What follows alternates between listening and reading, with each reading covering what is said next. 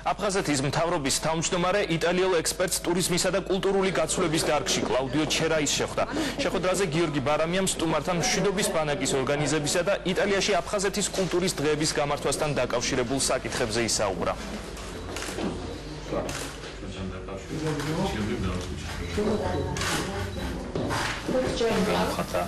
გამოთქვამს პროფესორად სურვილი აფხაზეთის ავტონომიურ მთავრობასთან შეხვედრისა, საკმაოდ ისეთი საინტერესო წინადადებები შემოგთავაზა. ეს პირველი გასხმობითი სახის დღევანდელი შეხვედრა იყო.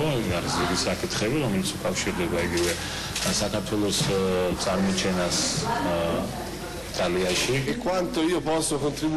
ძირითადი საკითხი, რაზეც ვისაუბრეთ, ეს იყო საქართველოს კულტურის დღეების მოწყობა ქალაქ პიზაში.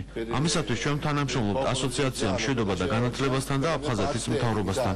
ჩვენ ყველაფერს გავაკეთებთ იმისათვის, რომ ამ დღეებმა წარმატებით ჩაიაროს.